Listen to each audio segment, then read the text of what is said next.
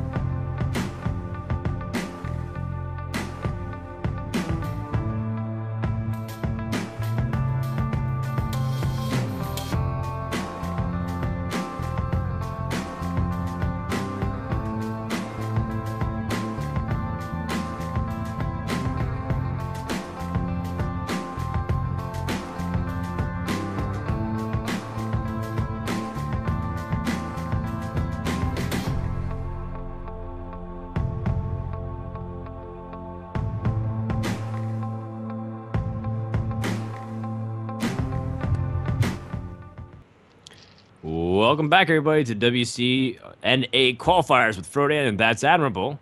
Game number 3 between Strife Crow and Firebat. The winner gets a top 3 guaranteed ticket to day number 3, where they can play for a potential top 2 spot. And just the difference between winning here and losing here is an additional 2 series and a half. and that's like really, really good insurance to just kind of push through at this point. So neither guy wants to lose. We're going to go straight into the mulligan screens where Strife Crow and Firebat have turned the lights off and gone into hardcore gaming mode. We see a Hunter for Strife Crow in response to the Shaman. Hardcore gaming mode. How often do you go in that mode? Do you just you're like, you know what? I'm just gaming. I'm not paying attention to anything for the next 16 and a half days, and I'm just going to game the rest of the time. I'm a lights on kind of guy. I think it hurts my eyes too much to have a really bright screen in front of me. I use flux, I turn on the lights, but then again, I have some of the worst eyesight that you'll ever meet. Like, I don't think... I've only met one other person in my entire life who's had around the same kind of poor eyesight that I have. What's flux? Flux is a gamma adjustment for your screen, so that way it's not too bright. It adjusts based off the time of the day, so that way, if it's bright outside, like the sun's still up, then it makes it brighter. If it's dark, it tints it. Huh. Anyways, look it up. It's good for your eyes. Meanwhile, we have double Haunted Creeper starting off, and this gives a lot of flexibility for Strife Crow because he does have the double Houndmaster with the coin, but he also has that Oasis Snapdraw, so choices right off the bat. Yeah, I think this is gonna be. I don't know. It actually is kind of tough now that I think about it. It does seem like a really good Snapjaw turn, but it seems like a really good Houndmaster turn too. You can't quite pick off the Unbound Elemental, which is the major concern, though. The problem with playing Houndmaster is you open yourself up to something like Lightning Bolt, and then powering up the Unbound. So I think in this respect, now that Unbound's out, Oasis Snapjaw seems like the right call. It's kind of tough, though. I have to admit. It isn't as clean as it might seem. It does seem really weird to be playing Oasis. Every time I see this card, I'm always surprised by it. You're really? Every time you think about it? Just a 2/7, really? I mean, the stats relative to the mana, it fits the bill. 9 stats for 4 mana. Right? Isn't that why we we laud the Yeti? A very weird allocation. Oh, look at this.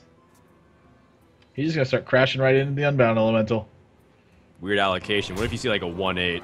Or even, what if you see like a 0/9 Shield Bearer type card? How much does 0/9 Shield Bearer have to cost before you play it? I have no idea. Like, do you play a 3-mana 0/9? That seems almost too good to pass up for like Control Paladin or something. Too good! Oh, man.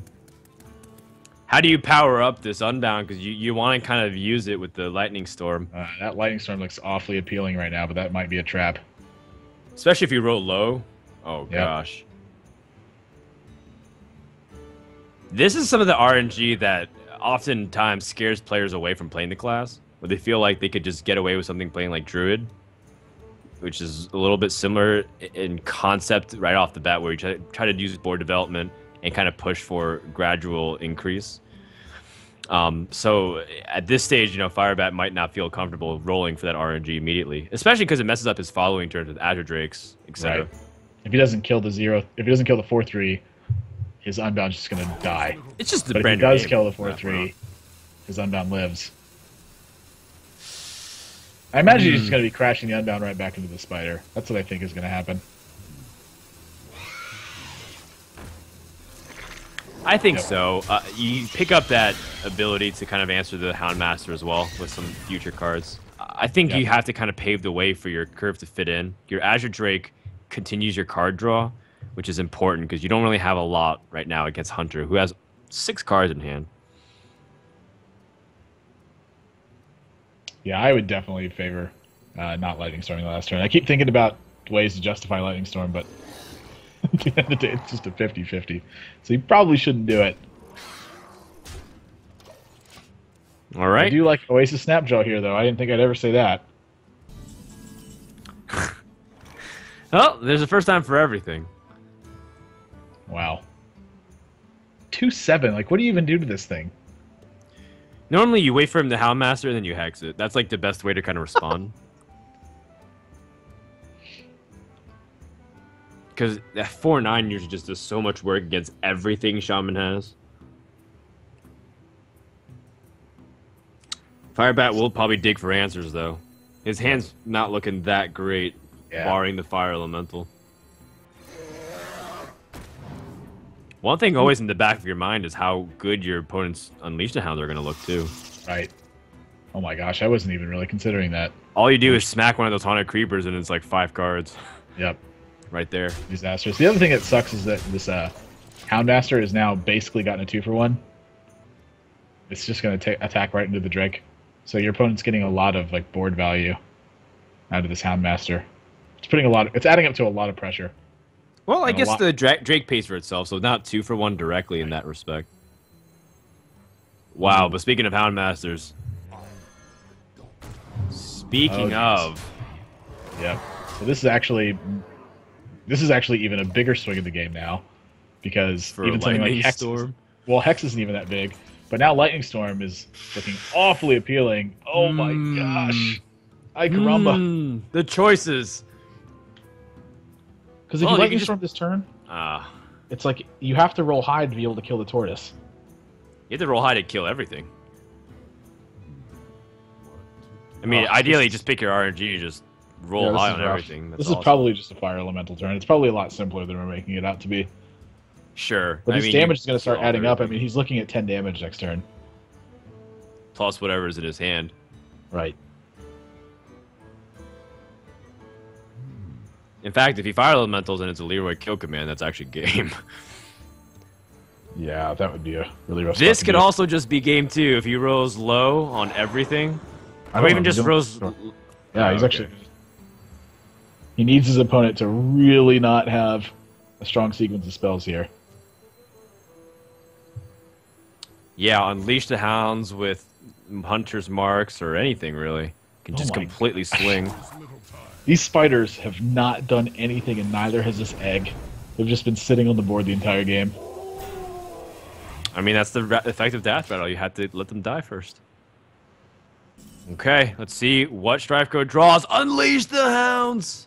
Oh man. My gosh, that is a huge draw right now. You can't even fit all the doggies. How do I fit all these doggies? He doesn't even have to draw cards, really. He doesn't. He's already got everything he needs in his hand. Well, that's kind of amusing. Ideally, you would like to squeeze in everything with maybe something like Timberwolf, but and Eaglehorn Bow. I don't think he doesn't even have to unleash this turn. I don't think. I think he's just gonna start picking apart the board. He's got more than enough time to be able to wait. Honestly, like one of the only ways I think he actually loses this game is if he uses unleash this turn. Sure, he's got 2 Eaglehorn Bows. He's got Buzzard to refill. He's got Timberwolf to go along with it.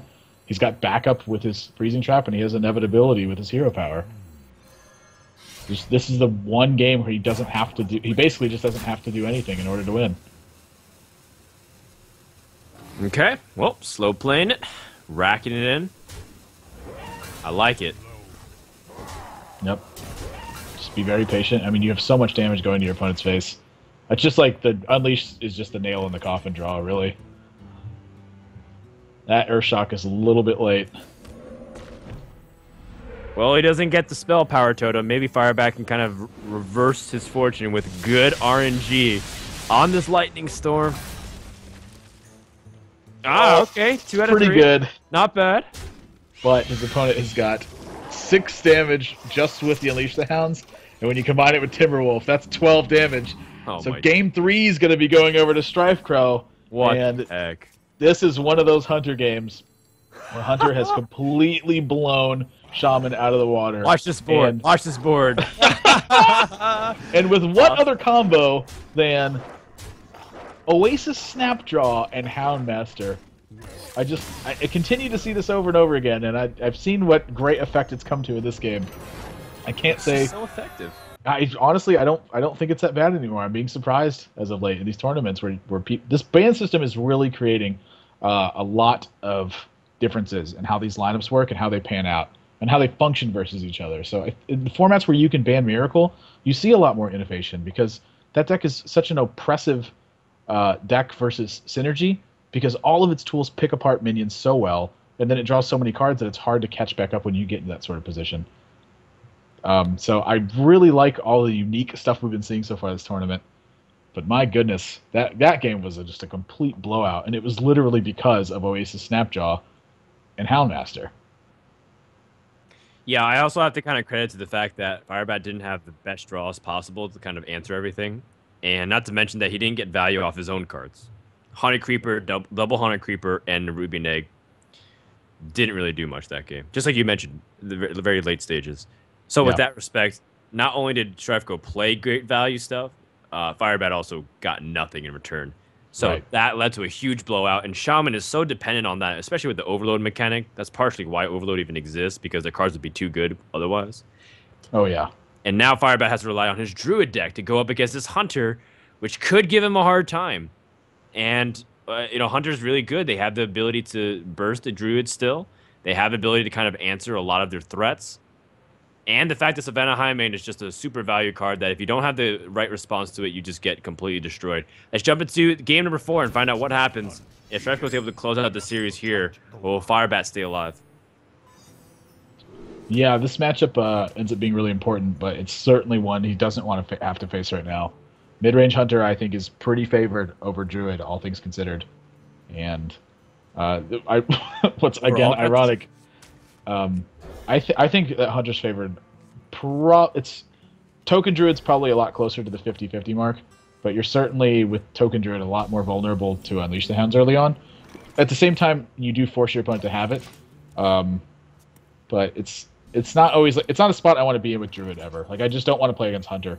It's got all the tools it needs to pick you apart, and it's forcing you to take initiative earlier than you would like to.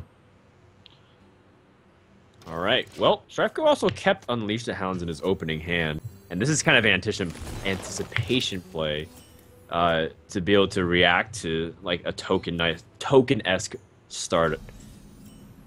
I think it's just good to keep against all the kinds of Druids, honestly, because one of the biggest combos you have is just the Buzzard Unleash. Like if your opponent has 2 or 3 minions out, Buzzard Unleash can swing the whole board around in your favor with how favorable Hunter's Mark trades for you. And then at the same time, it forces your opponent to react and gives you initiative on the Savannah Highmane turn. Wow. Turn 3 Cairn. Am I reading this correctly?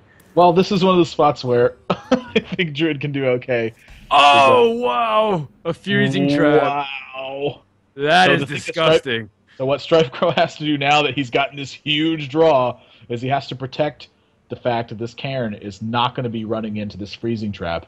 Firebat is going to try to get another minion down to absorb that before Cairn attacks. So his backup, what he's thinking about now is how he moves forward into making sure that this freezing trap gets the right kind of value that it needs.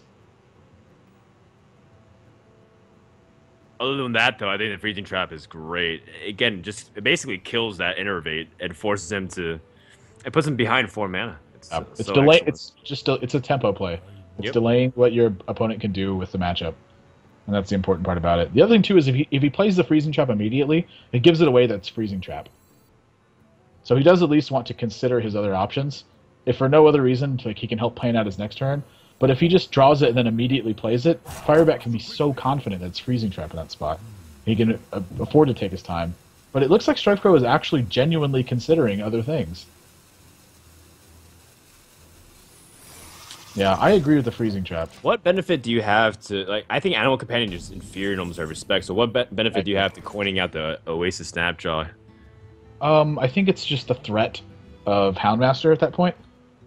So it's how your opponent interprets the fact that you just coined out an Oasis Snapjaw more than anything else. But the other things you have to take into consideration is how powerful Wrath and Swipe are when those plays come about. So it's probably just worse. But I think the major consideration for it is that he doesn't want his opponent to know outright that it's freezing trap. And now Firebat, I mean, he gets the news. He's pretty aware that it's freezing trap at this point. And so Strifecrow is going to have to fight really hard to keep this freezing trap on the board. And that Cairn is the only minion out. All right, Strifecrow gets, well, the Timberwolf. That's not exciting. And in fact, does he have a way to kind of deal with this Harvest Golem immediately Yeah, he's gonna have without to use expending too much Commander. resources? I think he's got a kill command. He could also unleash in Hunter's Mark, but that's got to be strictly worse. Because if this Harvest Golem absorbs this freezing trap, it may be too much. Again, he is going to consider all of his options, though, because there is a bunch of different roads to take. So he wants to be careful. I imagine the whole purpose of playing it this way, though, was to kill command and then keep the Cairn in check as long as you possibly could. I'm inclined to agree. I think using the kill command kind of plays more in line. The Snapjaw, though, playing it on curve is really nice. But if you don't have a way to kind of continue it up, it's still just a 2/7, and you're up against Cairn, and it doesn't even trade half of 1-for-1. Whoa. Wait, he's gonna freezing trap the golem. Yeah, that's a really strange play. That's creative. Huh. Why on earth Okay. would he do it that way? I am very confused right now. But I think, isn't that just the reverse of what he should have done? Like, Yes. he could very easily, he can just keep the Cairn in check the entire game. And now all that's happening is he's just forcing his opponent to replay the Harvest Golem. I don't understand that. That's a really my weird brain is play. wrinkled like 4 times over. There's a lot of wrinkles in my brain already, and I'm just kind of confused. Job's done. You know, yeah, it is definitely a next level play in almost every respect. Well, you know what? He draws a Kodo. All is Wow. well, I guess. Kodo. So now he's not only dealt with Cairn, but he's also killed off everything. So effectively, I think it worked out okay. In fact, it's actually worked out slightly better. Wow, but now he doesn't have Hunter's Mark, and this is going to end up being a problem. Ah, gosh. Does he run something like Deadly Shot, or is that some other hunter that we saw? I know we saw Alchemix running Deadly Shot. We also I'm saw not- Brad running Deadly Shot. Okay, so it wasn't Strife Crow. Yeah. That's not to say he's not running a Deadly Shot, though. Also true. Oh, you saw Firebat put his hands together. Looks like he said a little prayer. Please let this live. No Deadly Shot. Hmm. Well, he has a Houndmaster that he picked up. Houndmaster doesn't quite do the job, though. Maybe he pairs something with Alma Companion. Maybe like a Leok. Ooh. He's just going to play Oasis here. Oh, I'm wrong again, as usual. So 5/7 crashes in. Did you put this 1/1 into it? I think you do. Yeah, the swipe. Yeah. Yeah. That 1 extra damage actually can be pretty relevant. Well, I've also got bad news for Strife Crow because the double swipe here, or actually you don't even need to, you can just swipe Wrath. It can be so gross. Yeah, Swipe's going to clean up the entire board, though.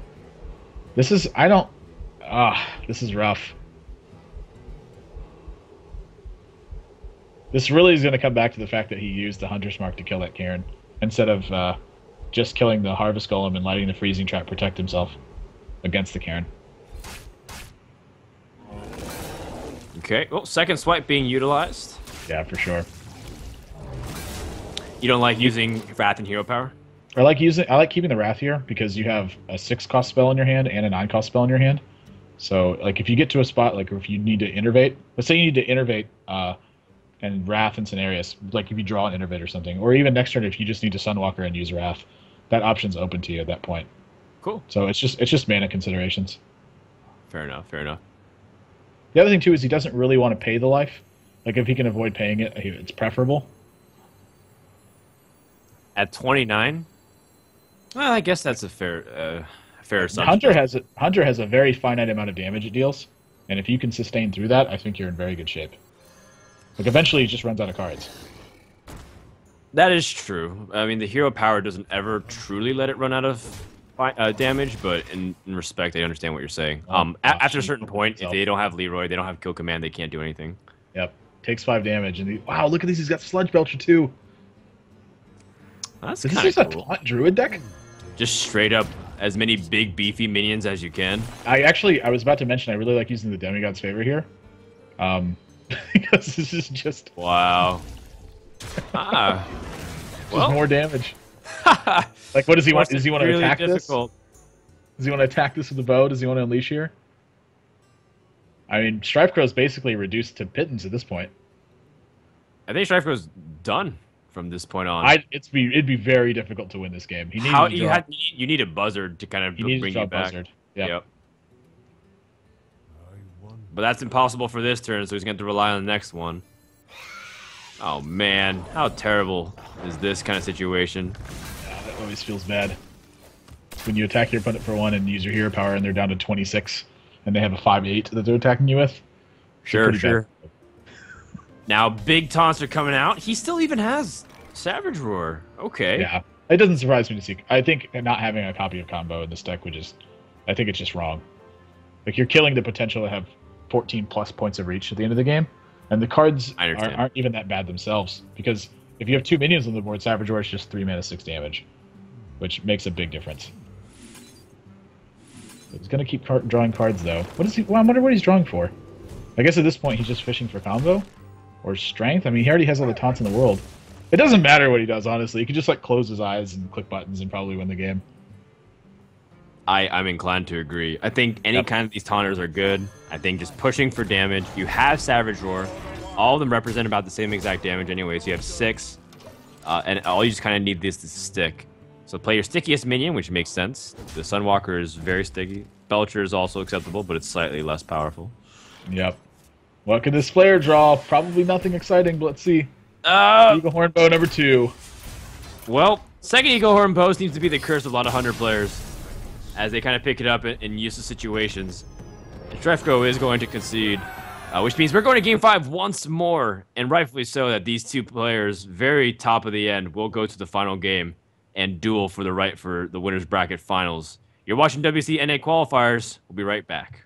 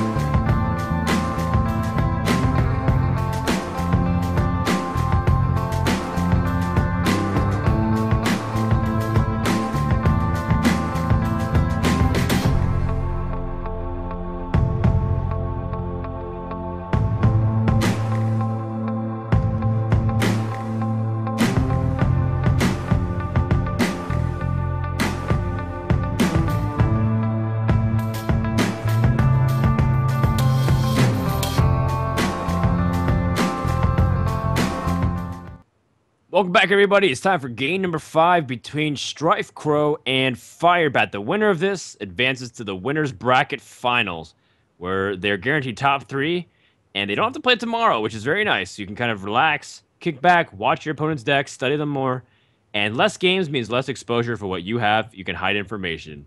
A lot on the line for these guys. $2,000 guaranteed for any person who places top 2, as well as a trip to China. All expenses paid, as far as I know. Let's jump into the game, Admirable, because we're waiting, man. Chat's been with us for a long time. We've been having a pretty long cast today, but I've been enjoying it. Great games. And overall, I'm excited to see where this game has kind of taken a direction now that Next Rams has come out. It seems Plays have to be thought out a little bit more expansively. A lot more hard decisions, and as a result, complex games. Yep, and this is actually going to be a clash of these two druid styles, of which one these players think is better in this current environment. We see that Firebat's version is very different from Strifecrow's. It's a lot of taunts, a lot of the higher end minions, and Strifecrow's is actually token druid, so he wants to press for an advantage early. And with double Force of Nature in his hand, that's gonna potentially be rough. While Firebat's got Coin and Wild Growth, and he's got an Innervate, and he's got 2 strong minions to go along with it. This could be a pretty rough game for Strifecrow. I imagine that Power of the Wild's probably going to have to make a 3-2. Oh, wow. Okay, I'm just wrong. Maybe you're just never supposed to 3-2 this card, and maybe that's where I've been going wrong with Token Druid. Because I just make too many 3-2s. That's right. You said that you personally struggle with this, and you like the mid-range much better. I don't know. So Token just doesn't work out very well for me, and I probably, after watching this, I've seen very few 3-2s made, and that could be one of the places where I'm actually struggling or doing the worst. Okay, well, Strifecrow, with one of the slowest starts you can possibly imagine, looks like he doesn't have anything to play until turn 5. And Firebatch is going to take this opportunity to, why not capitalize? Wow. And look at Innervate Cenarius on that board, could be extremely dangerous. Just needs to pair a 6 mana card, and he's got everything set. What on earth do you do here if you're Strifecrow?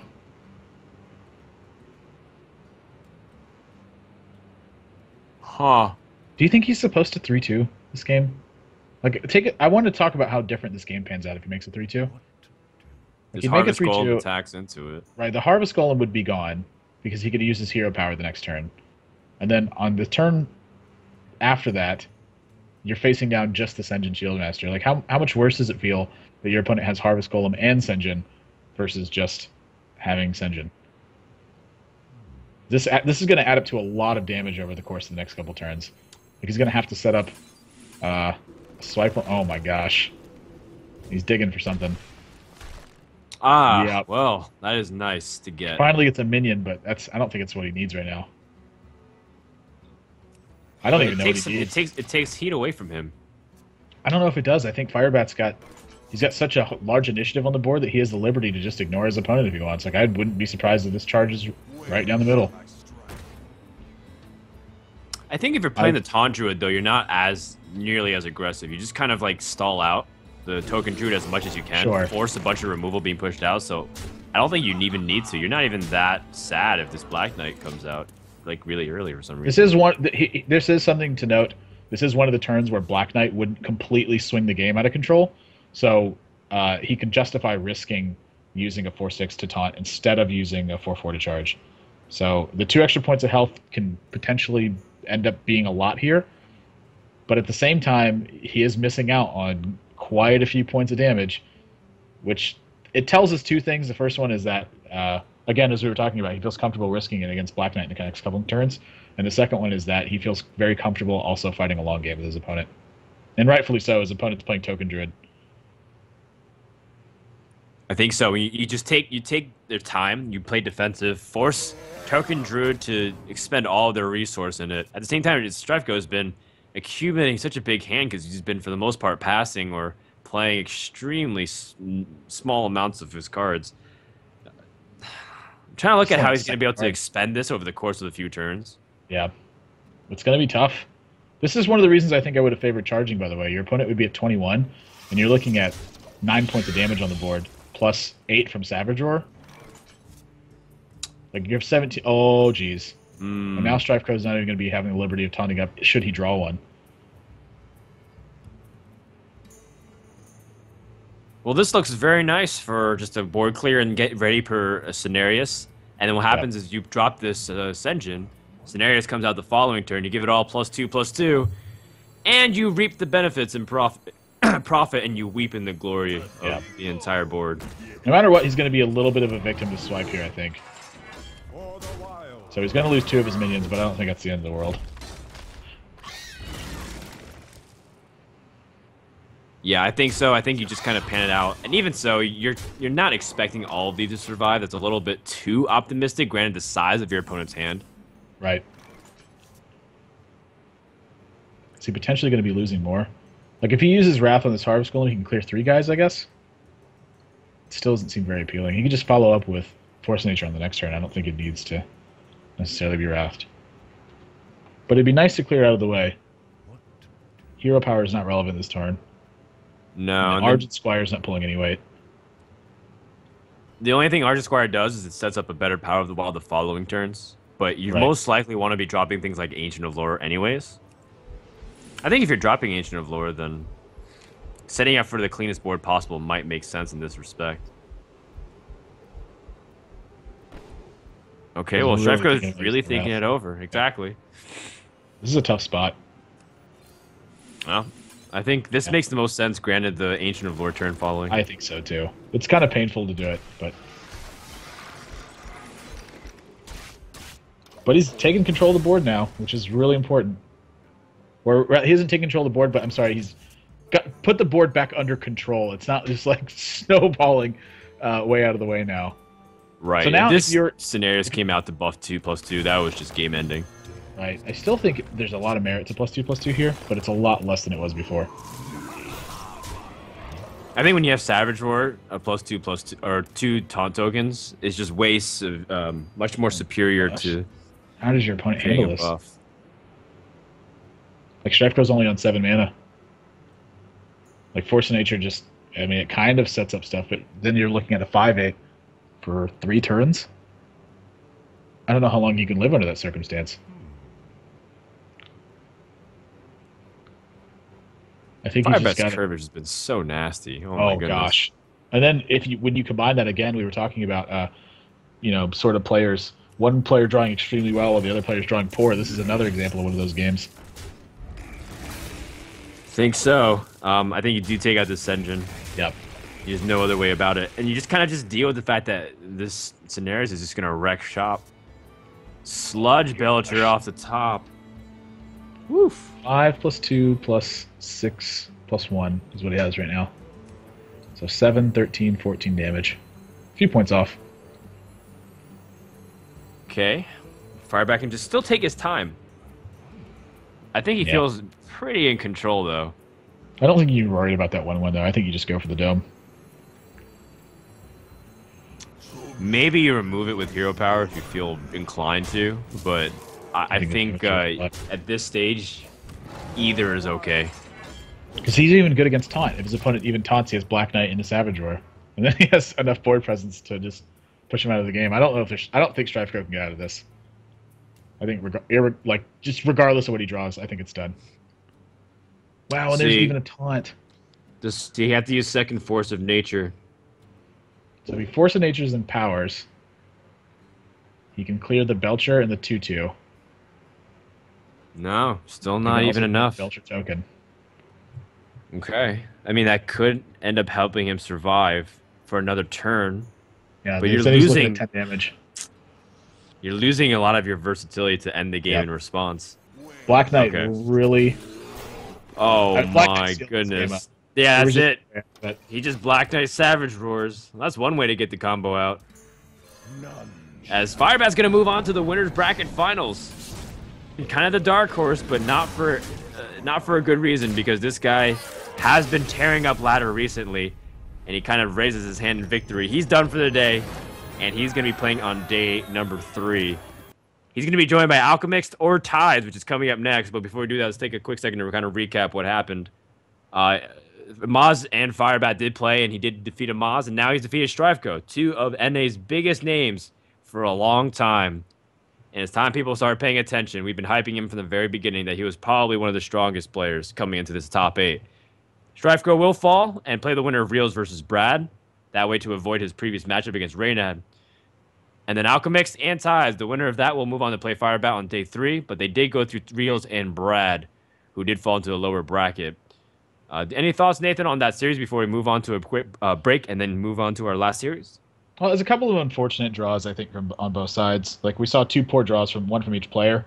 And then the rest of it was some pretty crazy stuff. Like, the Shaman versus Paladin game that took so long to conclude.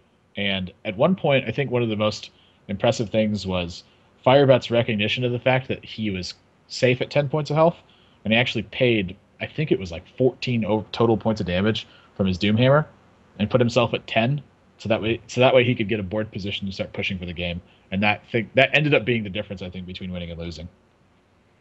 Yeah, Firebat's one of these players that he's very familiar with his decks and understanding his opponent's ranges. And I really like the preparation he's done for the event. He's one of those guys who's been trying really hard to prove everyone wrong.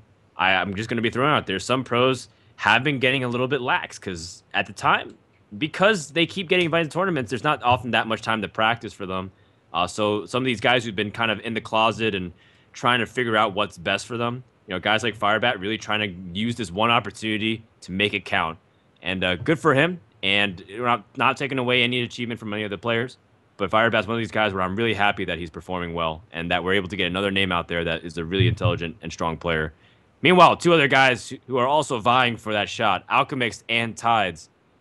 We're going to have a quick break, and when we come back, we're going to have the last match of the day and find out who's going to join Firebat in the Winners Bracket Finals. Don't go anywhere.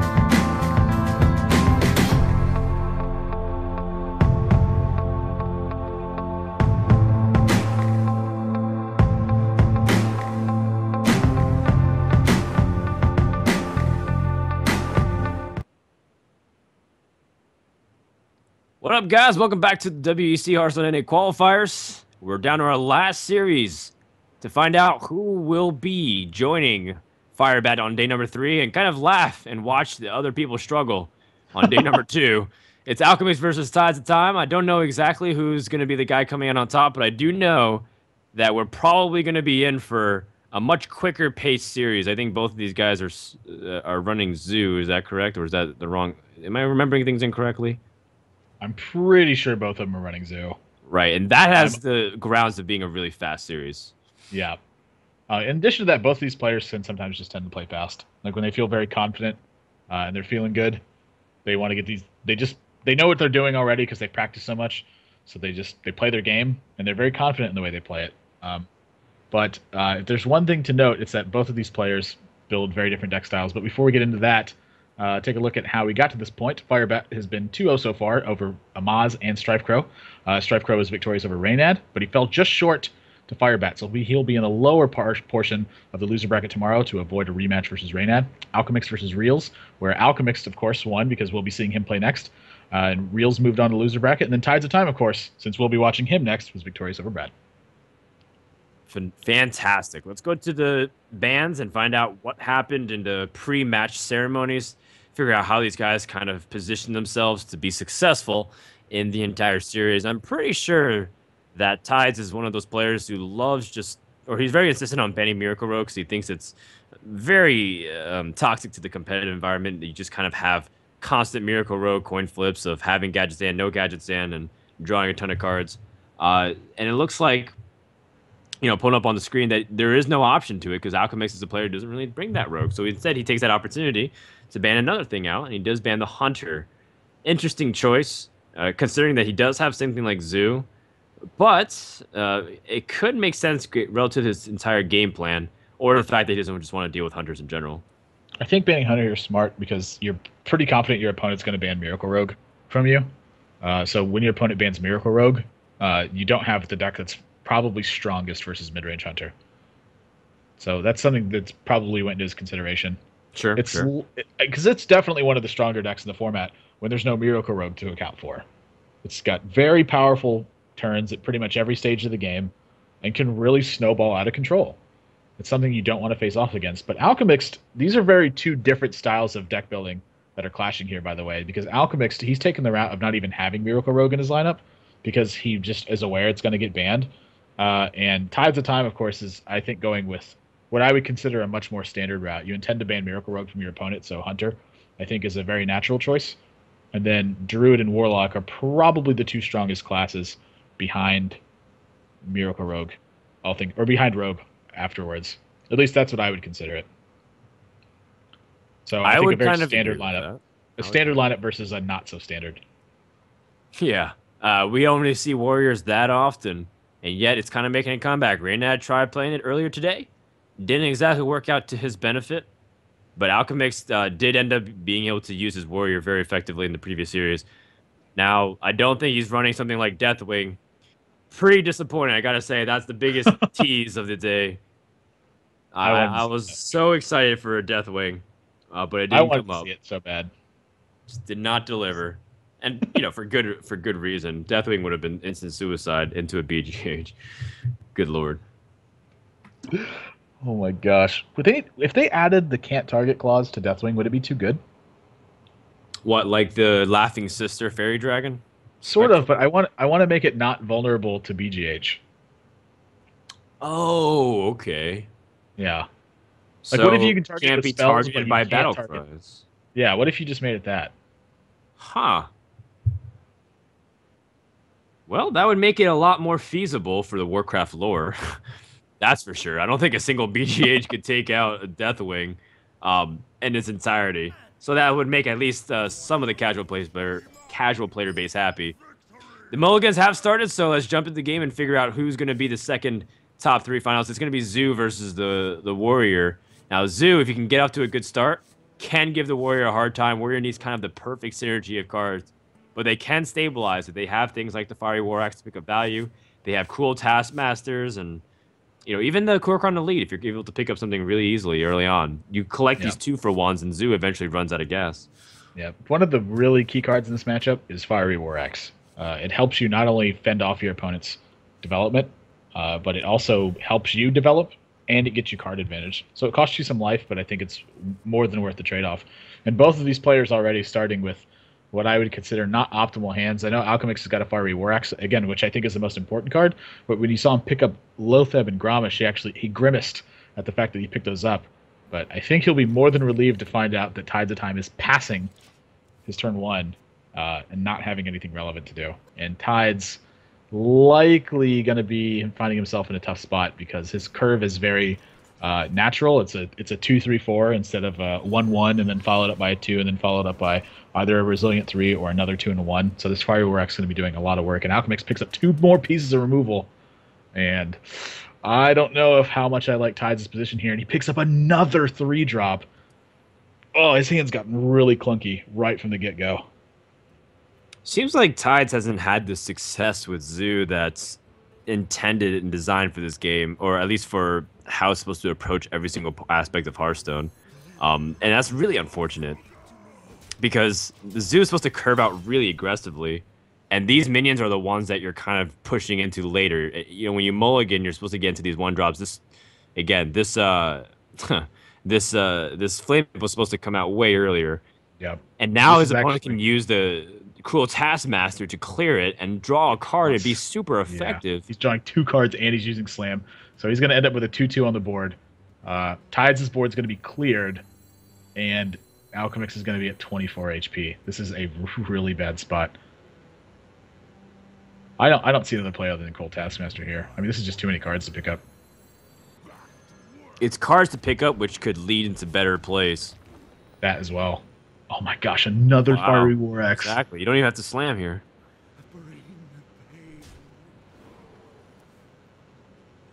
So he's got Oh my Whirlwind. gosh. Too. So this is just way too much, I think.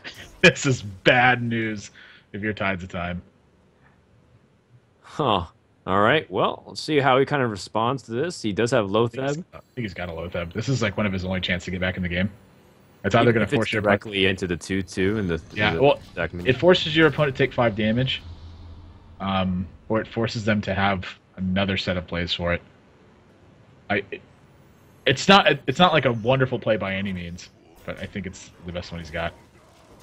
Okay. Wow, look at Alchemist very confidently taking the damage as well. Not even hesitating whatsoever. Yep. He wants that Sludge Belcher to stick. Oh, and talking about clunky hands, another pickup that Oh. makes it very awkward. You know, I think that with the way these draws have panned out, though, that both these players have played it pretty well. It's just Well, sort of this unfortunately, nature of Ty's the beast. relegated. Yeah, he's relegated just to play this Harvest Golem.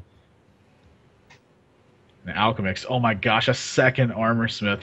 Double Armor Smith, Whirlwind, with things like Horcron Elite to also pick up armor and trade. And he has Gromosh to also get closer to finishing the game. This feels like a Lotheb turn to me, honestly. Oh, is he just going to start pushing for damage? Wow. It makes sense. He has What am I Gromosh. missing? He can actually... Can he Gromosh the fall? He can coin it out. He's I not don't gonna think he have can. Intermage. I don't think he has lethal the following turn. But if he can kind of pressure into the situation, he might just win straight up. Yep, he's got 12. I like points of it. damage. I guess he's sitting behind the Sludge Belcher, so he's perfectly safe. I guess now's the turn to start pushing for lethal. Okay. Well, Tides could at least deal with the first iteration of this sludge using that abusive sergeant. But man, then Whirlwind gets big value, and oh my gosh, it's Plus just the gonna be a fact- disaster. Ah, Woof! Why not? second Armor Smith. Why not? Oh my gosh. What on earth? I mean, he's got so many different routes he can take, too. Look how much armor he could potentially get. He'd be getting upwards to like 10 to 12 armor this turn if he wants. I think he's going to slam first. Sure. Make everything, put it within range to get finished off really easily. The Whirlwind just becomes so massive. Wowee. Yep. Oh my gosh. Oh my god, he's going for maximum armor. It doesn't even matter what he has at this stage. Wow, look at this board clear. And look at how much armor he's got. Oh my gosh. Oh, sweet lord. He's at 29 health. Yeah. Tides knows He's at it, too. 30 health. I mean, what can you do versus that? That's just one of those games, man. Yep. Tides is going to concede. He realizes there's no Yep. point in playing this out. And normally I'm not really a big fan of conceding early, but I can totally relate. There's absolutely zero you can do. And when Warrior gets those combination of draws, that's exactly what they need in order to stabilize. It's sort of a tightrope. It makes it look like it's completely one-sided, but it's very easy for the matchup to go the opposite direction if Warrior picks up some of their late game cards and all of a sudden are just living off the top and they can't respond. Yeah, that's the risk of running a deck like Warriors, that sometimes you find yourself with all of your late game cards and you don't have any early game cards, and so you just fall apart to just pretty much any early pressure. But in these kinds of games, this is something that we've been seeing in like trending in tournaments lately, is Warriors have just been not drawing bad. And I think what happened is that for a long time, people might have just drawn badly with Warrior, and it kind of fell by the wayside because people were fed up with drawing 3 8-drops or a 7-drop and an 8-drop and a 9-drop. So they've just kind of forgotten about it. But every time I see it perform in a tournament, it's always doing very well. People write it off. They say it's one of the worst classes now, but I don't think so whatsoever. It's very versatile. If there's a card that helps it a lot too, it's Sludge Belcher. Because this is the kind of thing it was missing. It was missing like a reliable 5-drop that was a defensive 5-drop. Because it was having to play Azure Drake before, which Azure Drake hasn't been good since 2-mana Unleash the Hounds was a thing. Because you needed a way to follow up on killing a Savannah Highmane. And since that's not so much of a threat anymore, you find yourselves in way different positions with Warrior. It's even got something like Gnomish Inventor. This is very different than the kind of Warrior we were seeing early on. Huh. Gnomish Inventor and Core Chron. I know Gnomish Inventor was being experimented with players like Show. Show really liked playing Gnomish Inventors on stream, and it made sense relative to how you're stabilizing everything else. You don't have Azure Drakes, you have Sludge Belchers, so you compensate by taking out you put in the Gnomish Inventors. That way you don't miss out too much on the draw, which is still very core to Warrior. Like, don't be tricked into thinking it could be like Paladin, where Paladin can get away with that because they have late game draw. In this respect, Alchemist is playing very much along those lines. So Gnomish Inventor improves the consistency of the deck. That's what I like about it. Okay. Pretty good start here from Tides. He's got an Innervate backup as well. So this is a very strong curve. And this Fiery War Axe is decent, but it certainly could be better.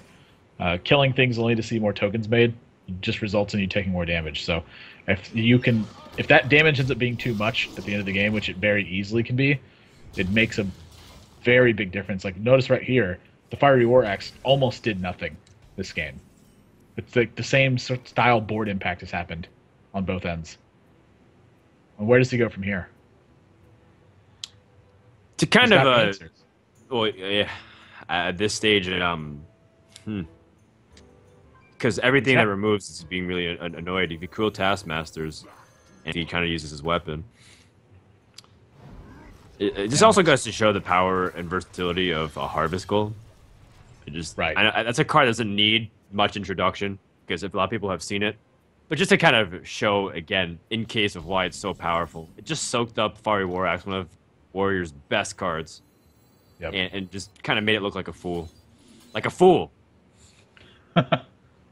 I knew Harvey I'm not that passionate about Fiery War Axe, but I kind of got an emotional reaction sometimes.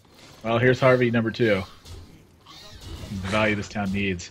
And Alchemist, this is adding up to a lot of damage. We're just going through the stages of the game, and Alchemist has incidentally taken 8 points of damage.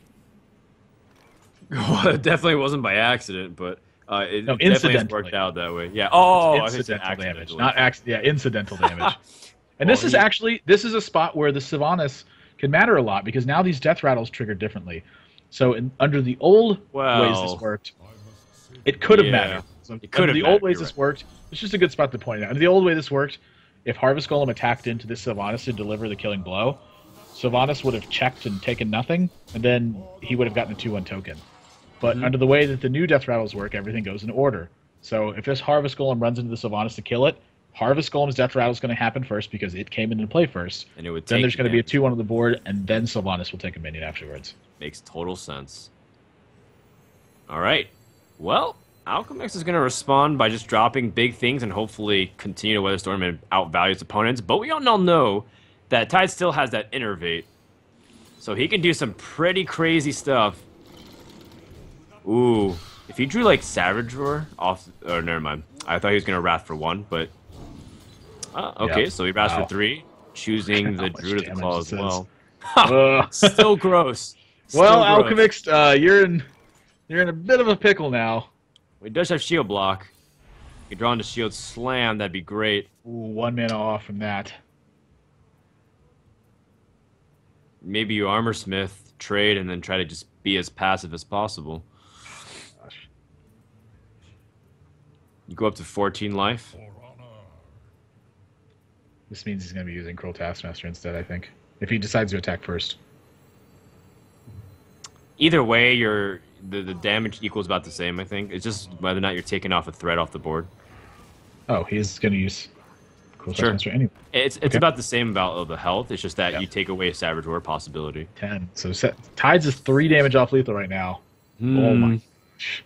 Loteb is nice. Prevent a lot of removal.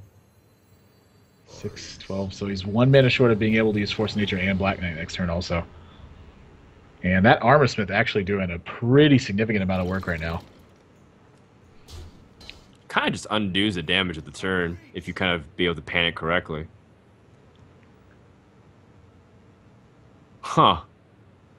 Well, I feel like he's pushing in for damage. I think pushing in for damage is the right thing because you still can just top deck and push for the damage. He already used 1 shield block. He still has to have a second one.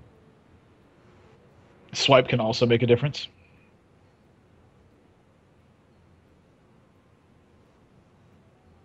Does taking out this Cairn set you up any better for the following turns? All I don't right, think he's so. going for it. Uh, you don't want a 4-1 counterattacking. That's for sure what you don't want. So that's what he's weighing right now is how much worse is it for his recovery if his oh geez. That could Nice. potentially be a huge draw right now. You shut down your opponent's ability to combo you out of the game, so the Lotheb timing could be really strong because that gives you the window to play the sludge. And then that just kind of continues to stack, which might make it more and more difficult for Tides to end this game. Yeah, I like that Lotheb is- here. It makes so yeah, much that sense. that makes all the sense in the world. If there's one window of opportunity for you to climb back into it, this is probably it. Now, of course, on the opposite side, Tides might just draw something like Ancient of Lore, continue to trade down something that's really effective and improve his board position. But Right. still, I think you can't really pass this opportunity up as a warrior player, as a person who holds something like Gromosh in his hand.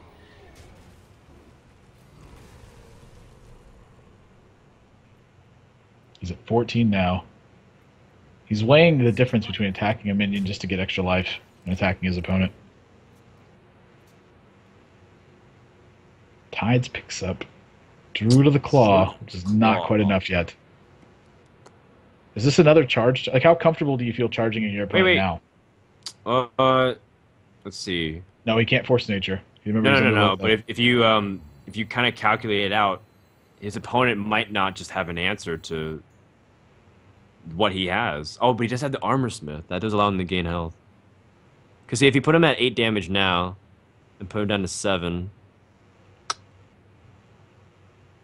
because he wouldn't be able to full board clear. Okay, never mind. The Armor Smith does keep him in because of the life he gains. Yep. That's actually really clutch. And that's forced him to once again pick up the Savage Roar in order to end the game.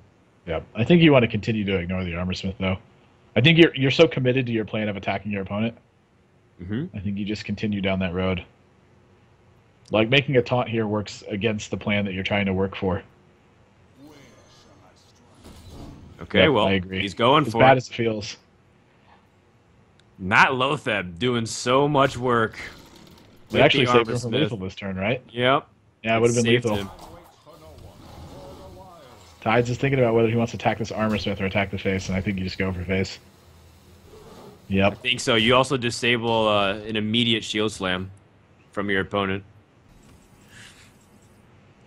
Okay, Sludge Second Belcher Sludge number Belcher. 2. Whoa. You draw off the Oh slam. my see what you gosh. I don't know if you slam or not, because do you even need to slam? get. Well, the alternative is just If he's doing going to slam, nothing. he should be slamming first before he does anything else. Yeah. So, a bit of a I'm not sure any draw changes anything, but a small bit of sequencing error. And now Tides. Oh my gosh. Does he have it? So if he makes I 3 don't tokens. think so. So if he makes the tokens and gave them all +1/+1, now he doesn't have enough to battle through No. everything yet. So he's going to But- have to fight it. He feels I think he feels comfortable going into this turn, but his opponent's got another Sludge Belcher. Oh gosh, I think he's He's got just barely Shield going to be at Slam. range. He's got a Shield Slam Yep. to deal with this, and that's going to effectively swat down the board once again. And Alchemist is barely staying alive, but the Warriors showing again Wow. resilience in all kinds of form of combat. Yep, and this is how important Sludge Belcher is to this deck too. That extra 1/2 taunt it makes after the Black Knight's presence it not only is it giving him extra armor because the Armor Smith's here, but it's also taken away an extra attack. It's just doing everything it needs to do. I think he's considering using an Execute here.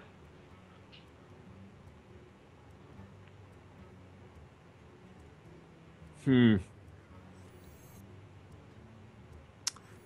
I don't think I like it though. There's just Just no the- reason to. I'm trying to think of how it pans out to his opponent's turns if he Now, used here's Force Station another Savage question. Roar. Do you use your armor up or do you use Gnomish Inventor? I think this is actually pretty important. Let's see. And how again, much if you're going to use the health- Gnomish Inventor, you should have played it first, right? True. So A minor little bit out sequence of there. order. Perfect. Yep. He's starting to. I think he realizes it too. But in the same respect, you kind of argue that no matter what, he's going to drop the sludge, and also the Yep. shield slam was just really cheap removal. So in the Oh end, no! impact. Oh no! A second innervate in Tides' hand. That is really unfortunate. That has to be the worst draw in his deck. I think so. No, I think no Argent question Squire about it. would have been way better at least Yeah. than Innervate. Could have Power of the Wild did it or something. Yeah. Huh. And a second Armor Smith from Alchemix too. No This game Ancient is of Lores. This game is slowly rolling in the favor of Alchemix now. How much armor he's going to gain from the Sludge gosh. Belcher. Wow. Oh, that stings. That was a lot more than 7 health that he gained, let me tell you. That Armor Smith has done so much work this game. And Tides finally kills it off, but it's a little bit late. It's 16 health at the moment for Alchemix. And he also has Armor Smith number 2, raring to go. Put him in, coach. This is definitely There's no gonna be need. Grommash here. Yeah. Forgot about the Grommash for a while just because Alchemix has been playing keep away for so Oh, long. gosh. But has the initiative. He needs Now, big game. Tides- I don't even know if he has big game hunter, but he needs No. to draw it now if he has it. He doesn't have an actual way to deal. Oh, he Oh. does. Force of Oh. Nature number 2 with Power of the Wild. And that's going to kill all of your potential for lethal as well. Now he has no reach left. He's relying purely on drawing Ancient of Lores to get himself back in this game. Alright, well, Alchemix, it's not exactly like he's got a way to put him on a big clock. That is an ugly hand. Ha. Okay, well, he can definitely play this kind of game, though. Slowly creeping up in health. Made to fit. Needs to swipe Armor Swipe Smith. for Rooney. Yeah. Not the best draw. Certainly not the worst. He If needs you got Ancient. like each Argent Squire, like how bad would that be? Like Needs to Ancient of Lore into Ancient of Lore is what he needs to do. And it needs to happen next turn. Oh gosh, it needs to happen now. heavy duty. Ysera coming up soon. Power Oh, of the Wild no. again. Tides of Time, that's looking like it's it. I think he realizes he's gotten pretty bad draws. No Ancient of Lores the entire game. The grind begins. Well, the grind's a little bit late. In fact, the grind might end very soon because 12 points what of is that? damage. That's 12 points, right? So after one hero power, there'll be 1 damage. Oof. Tide's realizing that it's pretty unlikely, and if his opponent draws into anything else, maybe second cool Taskmaster. No,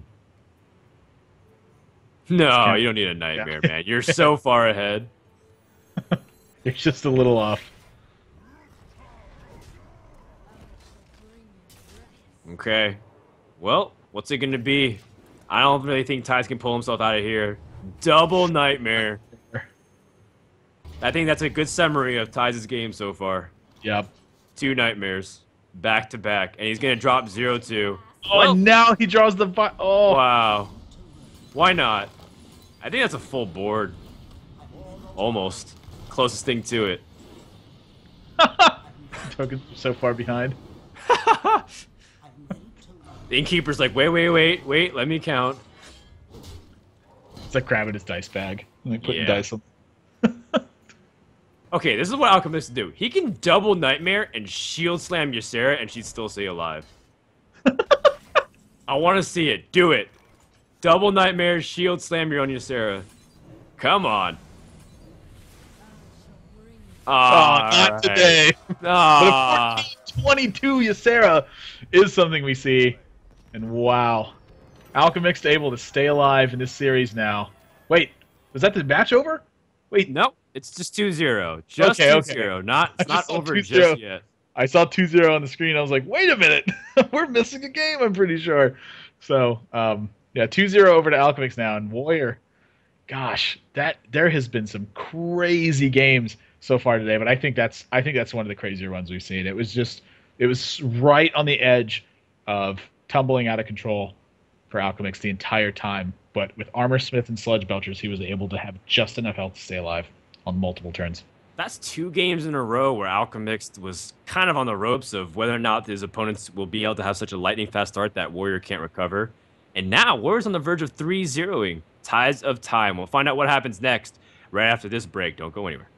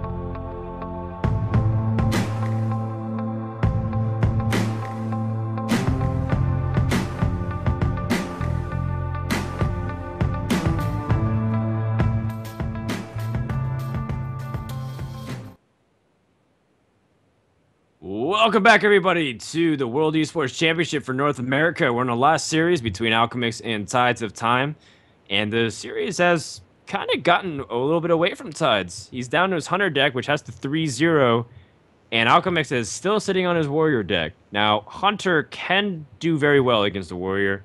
It can do well against a Shaman. I kind of don't remember seeing Alchemix's Warlock, and I think partially it's because he didn't have to play in his previous series. I thought it was just a 3-1. Which means he did hide that, if I recall correctly. Or am I remembering things improperly here, Admiral? I, for whatever reason, think that he didn't show it. Because I couldn't remember whether or not it was Zoo or Handlock either. So right. It's been a long day, so if we have seen it, forgive us. But touching on this matchup right here, Hunter, mid-range, can do very well against Warrior under the right circumstances. Sure. And one of those circumstances is Savannah Highmane. So in this matchup, I actually would quite literally be mulliganing every single card for Savannah Highmane, and even if I had 2 Savannah Highmanes in my opening hand, I would keep both of them, because I think it's that important of a card. If Warrior cannot effectively deal with it, they fall so far behind that there's no way they can counter with pressure that it provides, and it's just too much damage at the end of the game. Between that and the hero powers and just the natural draws of the deck, it's too hard to catch up, I think. It's also a card where Oasis Snapjar gets to do work, and you get to see it in all of its glory once again. But we'll find out whether or not Tides can climb back right here, right now. Let's jump to the board and find out what's going on in the opening hands. Web Spinner. Love it. Well, look at this opening hand. Armor Smiths and Fiery War Axe with the Sludge Belchers. Oh my gosh. I don't even know if you have to mulligan anything. I think he's come to the same conclusion. Alchemix kind of just nodded. He's like, not bad. I mean, I guess the average card's probably better than Sludge Belcher. Sure. Guess something like a Cool Task or a Acolyte might be decent. Oh my gosh, he's drawn both Unleashes. Tides' bad luck continues to seemingly be the story of this tournament for him so far. No, he's kind of really bad beats with his Zoo deck all day long. He's not really getting the good draws right back to back to back. And this Armor Smith already kind of just shuts down. Whoa, with the Acolyte, though. And 2 Armor Smiths. Well, this is Tides a unique something situation. really good from this Web Spinner. An Iron Owl. That's actually really useful for the Acolyte. It's not the worst. but I don't think he's not happy about it right now because he's just giving up the card. Is this going to be Leok? Oh, it's a my Leok. gosh. That is devastating because he has the Fiery War Axe as well. Oh my goodness. You know, I was thinking it's a very interesting situation where you don't often get Unleash the Hound's value against the Warrior very much because they're plopping out single threats. But this is a very interesting case where Alchemix will most likely have 3 minions by the time he has to pick up the combo. Yep. Huh. And slowly chipping away now. The wheels are coming off. I think this is a really big advantage to Alchemix right now. He's got 29 HP. He's got board presence. And Timberwolf picked up, though. This could potentially be pretty important. Yeah, There's allows one thing he needs. Right, he needs reach going into the end of the game, and this is one of the cards that can help provide it should you get to that point. The board presence continues to grow, though, and if this gets too out of control, Alchemix is going to find himself with a lot of armor and with a lot of damage already done to Tides. Ah, these haunted creepers are just so fragile. This is not what he needs to draw right now. I mean, do you just have to slam Lotheb here and hope that all goes well? The Lotheb would just immediately die, and you're kind of back at square one. I think he wants to wait for something like Unleash the Hounds. Maybe that can put him back. But even then... Or, so not Unleash the Hounds, sorry, for Starving Buzzard. But even then, he doesn't even need that many cards. He's got a lot of cards. Alchemix should actually be attacking here with his Fiery War Axe, too. He should just start applying pressure. Yeah. He's also got Second Axe and Gorehowl, so he's got plenty to spare. He's got 15 points of just weapon damage, and his opponent's at 23. So all he needs is 8 more points of minion damage. Wow, a web spinner. This is I don't want to take anything away from Alchemix here. I think he's played this series so far really well, and he's assessed the situations. But boy, you can't hold anything against Tides here. This has just been brutal. I think it's almost as bad as it gets, in almost every respect. His opponent's drawn really well into a great curve to get draws. You haven't hit any of your power turns whatsoever. There's no Kodos. There's no Savannah Highmanes. There's no Hound Masters to kind of pair anything together. Your run's just been completely at the mercy of whatever your opponent's been doing to you. I think, wow. It's just very difficult to kind of fight back from this position. Still not over yet, but it's still very difficult. This is also a benefit of playing a deck like Warrior, though, is when your opponent stumbles, Warrior really punishes you for that. Because once you get to this point, like, are you gonna out big card Warrior? This is like what their deck does, is play giant big cards after they've stabilized the board. So if you manage to stumble, because you are going to stumble sometimes, that's just the nature of playing cards. You're not always going to get your perfect curve and the draw you want. So when that happens, you find yourself in these positions where Warriors just it crushes you. This is what it's meant to do. All right, well, Alchemist picks up an Undead Ghoul. So another way to kind of answer what his opponent has very effectively.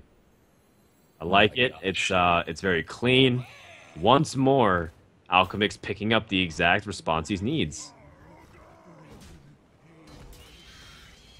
This has got to be Cruel Taskmaster on the spider, right? Wait, what the heck? Oh, he's just gonna. Yeah. That's sort of weird. Lets it just. I guess you just let it die. Oh, anyways. that Death Rattle's gonna happen first, right? Yep. Death Rattle. Yep. So just let it kill itself. Yep. See, Tides also playing Direwolf out, so lots of these low drops. Yeah, he needed a buzzard here, I think, to stay in this game. Hunter's Mark's not too bad, though. It is going to take out this. I don't know if that's enough to climb back into it. Let me ask you this. Is he supposed to play the web spinner just to try to get the right minion? Yeah. You're too far behind on the board. You need to draw something nice. And if you get a Savannah Highmane, I think you're feeling pretty good. At least in terms of being able to potentially climb back. I don't know. Yep. I think you do have to play the web spinner here.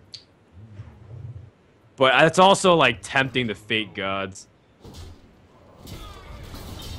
I don't know how comfortable you feel in your own RNG. This is actually pretty good too. This is probably better now that I look at it.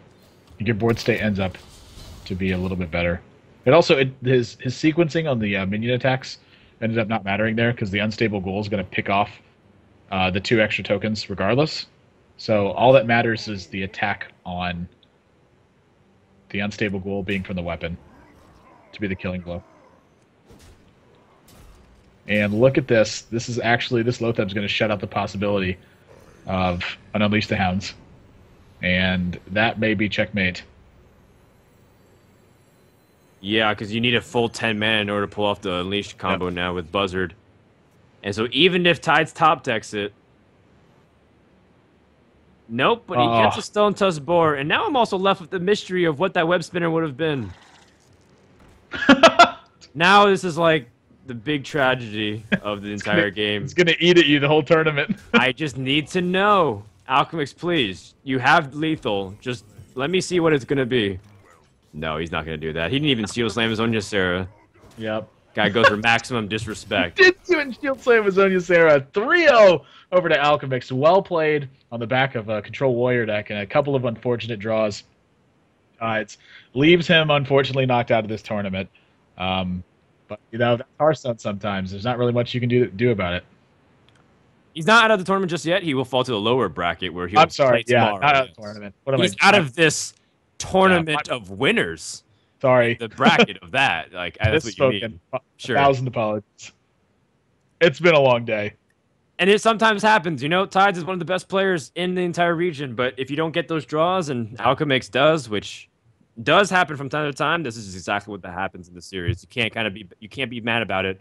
And I think also the last online tournament that Tides played from the losers bracket, he also did very well. So I think he can kind of do it. He's a fighter. He'll stay in it. He'll be back tomorrow where, wow, that top half of the lower bracket looks pretty good in terms of the stacked names. Amaz Reynad, the winner of that, plays on Tides. Meanwhile, Reels and Brad will play tomorrow for a spot in a date with Strife Crow. And, of course, we'll figure out who gets the 4th place and moves on to day number 3, all going down mañana. Admirable, do you have any thoughts on today / closing thoughts of the day? There's been just crazy games today. And some of them have been a lot close. That was actually the first 3-0 of the day, and I wouldn't be surprised if it's the only 3-0 of the tournament. It's hard to see a 3-0 when the skill is so close between all of these players. They all have brought great decks. They're all playing really well. The time you're going to see it is just basically when one player gets really unlucky. Definitely so. And I think to kind of go back to the players that have performed well today, Alchemix, gotta love his deck preparation. Very underrated player. People forgot that for a while he dominated the King of the Hills just like Tice. You know, he's kind of one of those guys who's really good. Him and Brad are those King of the Hill type players. Firebat is a guy that's always ranked top 5 in the Legend. He's been working super hard. He's kind of like NA's version of RDU in respect, where he studies his opponents. He knows the games. He does a bunch of tweaking himself, and he just grinds ladder and tries to perform as best as he can. So pay attention more to this guy. Some people might look at the bigger names and like, well, some of my favorites didn't get through, but maybe it's time to kind of reevaluate who some of your favorite players are based on the performances of today. But of course, anything can happen on day 1.